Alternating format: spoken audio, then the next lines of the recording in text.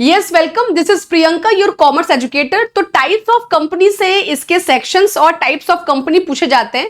Companies act के अंतर्गत जो भी कंपनी आपकी रजिस्टर्ड होती है, ठीक है, कंपनीज एक्ट के अंतर्गत जो भी कंपनी रजिस्टर्ड होगी उसको हम लोग पढ़ेंगे टाइप्स ऑफ कंपनी में। उसके सेक्शन से यहां पर आपके दिए गए, जैसे कि सबसे पहले अगर हम लोग बात करेंगे प्राइवेट लिमिटेड कंपनी, तो जहां पर कंट्रोल प्राइवेट के हाथ में होता है तो उसको बोलते हैं प्राइवेट लिमिटेड कंपनी। वहां पर आपका पीवीटी एलटीडी लिखा होता है, जहां पर मिनिमम मेंबर जो होते हैं, मिनिमम आपके जो मेंबर होते हैं ये 2 होते हैं और मैक्सिमम मेंबर जो होते हैं ये 200 होते हैं। ये मेंशन है सेक्शन 2 सबसेक्शन 68 में।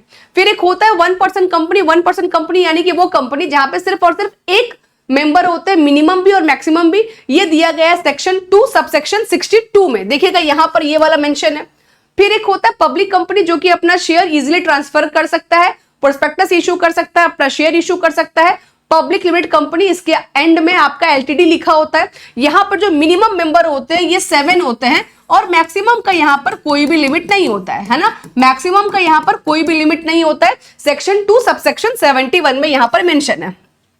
एक होता है फॉरेन कंपनी। फॉरेन कंपनी का मतलब क्या होता है, यानी वो कंपनी जो कि आपकी दूसरे कंट्री की है, उसकी हेड ऑफिस दूसरे कंट्री में है लेकिन उसका एक ब्रांच इंडिया में भी है, तो उसको हम लोग क्या बोलेंगे, फॉरेन कंपनी। ये मेंशन है 2 सबसेक्शन 42 में। इसके बाद हम लोग बात करते हैं होल्डिंग कंपनी। अगर किसी कंपनी का मोर देन 50% शेयर किसी दूसरी कंपनी ने होल्ड कर रखा है तो उसके हाथ में पावर डिसीजन का कंट्रोल चल जाता है, तो इसको हम लोग क्या बोलते हैं, होल्डिंग कंपनी। मोर देन 51% है ना, ये कितना हो जाता है आपका, मोर देन 51% अगर किसी कंपनी के हाथ में है तो वो कंपनी हो जाती है होल्डिंग कंपनी, और दूसरी कंपनी जो हो जाती है वो क्या होती है, सब्सिडियरी कंपनी। सेक्शन आपका होल्डिंग का 2 सबसेक्शन 46 और सब्सिडियरी कंपनी का सेक्शन 2 सबसेक्शन 87। अच्छा, उसके बाद डोरमेंट कंपनी, वो कंपनी जो एक्चुअली रजिस्टर्ड तो हो चुकी है, रजिस्ट्रेशन हो चुका है लेकिन वो कंपनी एक्टिव नहीं है, इसको हम लोग क्या बोलते हैं, इनएक्टिव कंपनी। ये कंपनी एक्चुअली जो है ये ग्राउंड पर काम नहीं कर रही है, बुक्स ऑफ अकाउंट्स को मेंटेन नहीं करती, उसको बोलते हैं डोरमेंट कंपनी। ठीक है, तो ये हो गया सेक्शन 455 455। ठीक है, देन आपका चार्टर्ड कंपनी, जो भी आपकी कंपनी पहले के समय में जो भी आपके जो चार्टर के थ्रू यानी कि ईस्ट इंडिया कंपनी जो हो गया, ये सब क्या होते हैं, आपके चार्टर्ड कंपनी हो जाते हैं, जो कि आपका हिस्टोरिकल लेवल पर देखने को मिलता था। अच्छा, गवर्नमेंट कंपनी, अगर किसी कंपनी का 51% से अधिक शेयर अगर सेंट्रल या स्टेट गवर्नमेंट बाय कर लेती है तो उसको हम लोग क्या बोलते हैं, उसको हम लोग बोलते हैं गवर्नमेंट कंपनी। ये बोला गया है सेक्शन 2 सबसेक्शन 45 में। ठीक है, उसके बाद चलते हैं स्मॉल कंपनी। स्मॉल कंपनी के लिए होता है, स्मॉल कंपनी के लिए होता है आपका पेड अप कैपिटल 2 करोड़ और पेड अप कैपिटल 4 करोड़।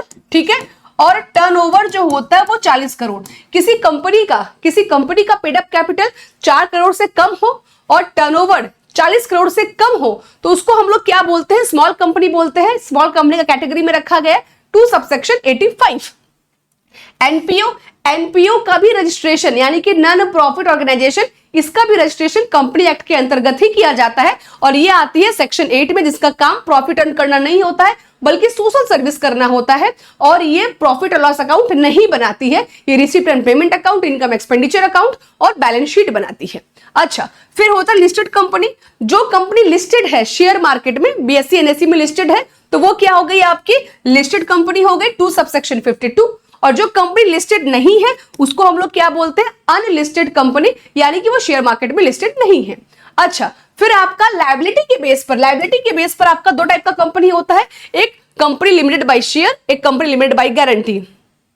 जहां पर अनपेड अमाउंट तक अगर आपकी लायबिलिटी है, अगर आपकी लायबिलिटी अनपेड अमाउंट तक है तो उसको बोलेंगे कंपनी लिमिटेड बाय शेयर। और अगर आपकी जो लायबिलिटी है वो कंपनी के समापन में है, मतलब जब कंपनी एंड होगी तब आपको अमाउंट पे करना है, तो वहां पर बोलते हैं कंपनी लिमिटेड बाय गारंटी। इसका जो होता है ये गारंटी देता है कि हम जब कंपनी का समापन होगा तब आपको जो है पेमेंट करेंगे, तो ये होती है लिमिटेड बाय गारंटी।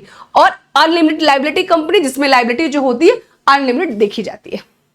इसके अलावा एक और चीज आता है जो कंफ्यूज करता है, कई बार हम लोग देखते हैं सोल प्रोप्राइटरशिप, पार्टनरशिप, कोऑपरेटिव और एलएलपी, क्या ये चारों कंपनीज एक्ट के अंतर्गत आते हैं? और एक मैं यहाँ पे एक और लिख दे रही हूं, एक और आपका आ जाता है स्टेटरी कंपनी, है ना, एक और आ जाता है आपका स्टेटरी कंपनी।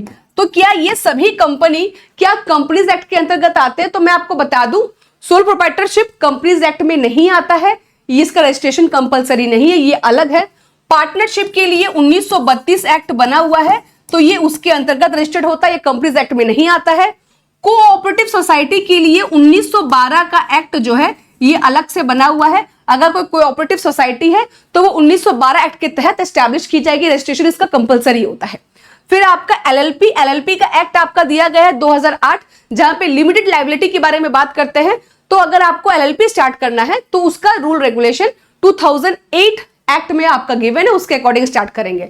जो स्टेटरी कंपनी होती है इसमें आरबीआई एक्ट हो गया, सेबी एक्ट हो गया, एलआईसी एक्ट हो गया, जो स्पेशल पार्लियामेंट एक्ट से पास होकर बनी है वो होती है स्टेटरी कंपनी। तो ये ऐसी 5 कंपनियां हैं जो कि कंपनी तो है लेकिन कंपनीज एक्ट के अंतर्गत नहीं आती है। होप सो कि ये इंफॉर्मेशन आपके लिए फ्रूटफुल होगा। Thank you so much.